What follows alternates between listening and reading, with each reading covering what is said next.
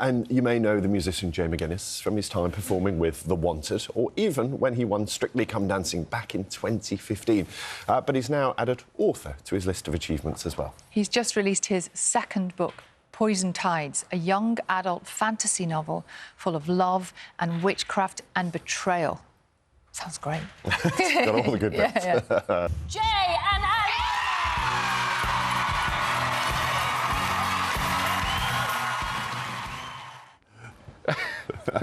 As you Wow. see, Jay is with us. What's that like, watching that back now? So weird. I remember the feeling really strongly. Like, it's such a... You're really aware of the cameras, I mean, sort of like now.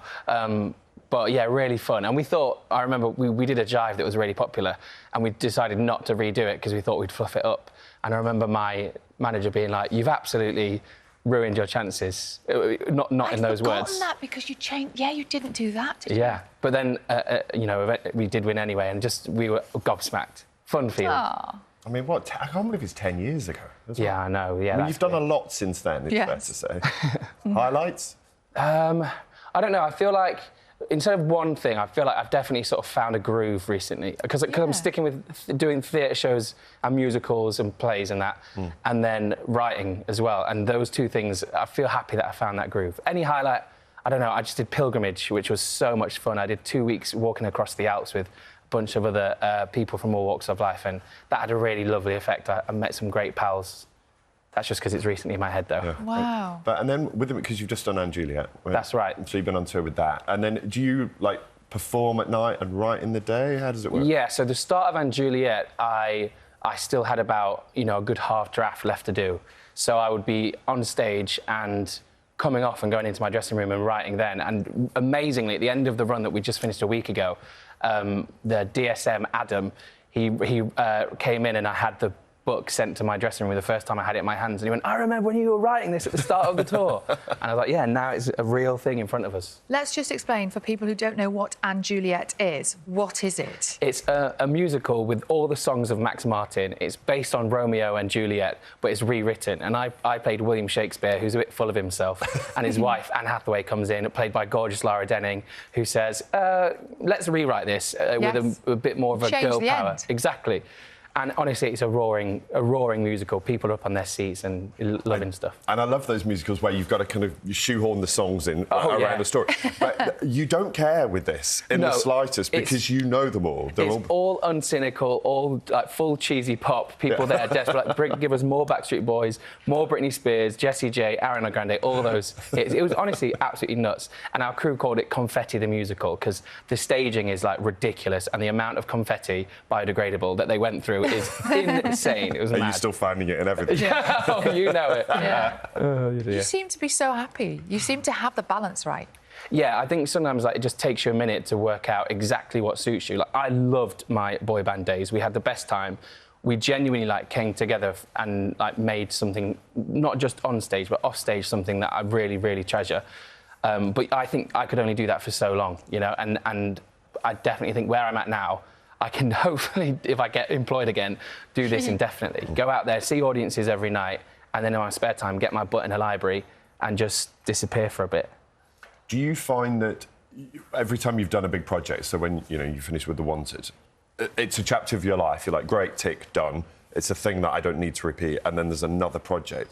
And I guess, do you feel quite lucky that the projects kind of line up like that? 100%. My string of luck has sort of, touch wood, not ended for some reason, and I just, you know, I'm going to just keep seizing every opportunity that comes up.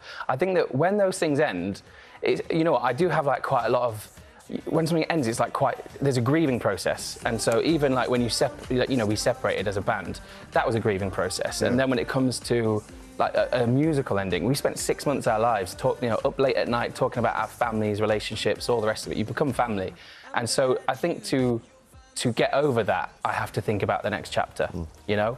So, yeah, sorry. And you have the next chapter, don't you, with Poison Tides? That's right. Tell us about the books, because it's a really interesting combination. You seem to have hit on a really great idea just at the right time. Bit of romance and mystery and fantasy, all in one. Yeah. Well, I think that, I mean, if you're a Dungeons & Dragons fan, which I'm a massive fan, and like playing Baldur's Gate and all that stuff, it's that sort of quest vibe, But at the same time, I think I have, over the years, always found a found family. And in fantasy, that's often, a trope. And I love that sort of thing, when a mix of people get together. And in this version, it's Bear. He finds out he's got magical powers. Off he goes. He meets these 3 witches. He gets onto their canal boat, and they try and rescue his friend and their sister witch.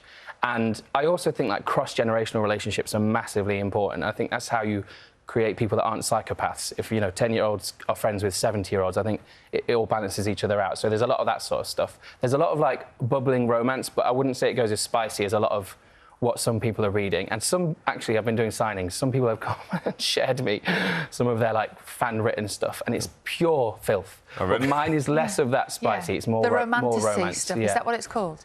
Yeah, romanticy, yeah.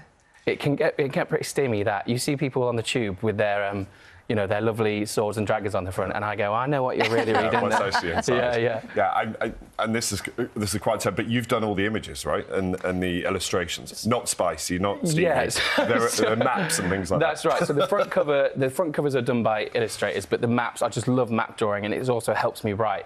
So the first book, which was Blood Flowers, I just drew the little town, but now it's expanded, and I love, like, drawing mountains, trees, and all the high fantasy that I used to read. Does it help you figure out the story as well by you drawing the map? Yeah, and not make mistakes. So I have a bunch of, like, sort of, someone said recently, like, potato maps that are proto maps, as I'm, like, sort of losing bits of paper and keeping track. And then at the very end, when I've done my final draft, I go in and, like, sort of illustrate it properly. But that was just something that I loved reading as a kid, and you go back and check, where in the forest are they, and that sort of stuff I just loved. And I get to meet a lot of people that like that sort of thing as well, which is fun. Do you think you might be able to encourage more teenage boys to read? Do you know what's really fun and genuinely, like, a compliment that's stuck with me? One person came to a signing, they're a teacher, and said that the book has, like, resonated with young lads, which means a lot to me. Well, especially because I know that fantasy has just exploded for young girls, and I think that's amazing, because that wasn't traditionally where it landed. And I love that girls are getting to go out and quest and fall in love and find found family. But I do think there's a sort of a drop where boys sort of age out of a young fantasy, kids' fantasy, and then maybe don't return to it until they're adults and then go to adult fantasy. So I think that hopefully some young lads that are sort of looking to resonate with something that appeals to them enjoy this, because I think you might get more out of a book than you get out of sort of like a podcast with some dude in designer sunglasses chatting to a 14-year-old. Like, I think that's probably not as helpful as something that's taken a bit more time. I think you might be right there. How does it go again? I just thought, what am I doing on morning television? Sorry. Well, no, that's the point, though. I mean, books are all about your imagination as well. I mean, you interpret it in another way, how you've imagined it, and then how the reader reads it, and that's the joy of them. Yeah, someone said to me, because it took me ages to sort of figure out that I am sort of obsessive about climbing trees and details like that. People get bored.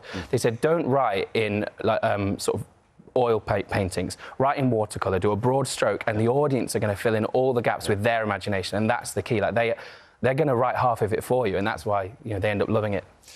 So nice to see you. Oh, thanks for coming to see us again. Appreciate it a lot. See you for book 3. Yeah. Yeah. Yeah, that second book, it's called Poison Tides.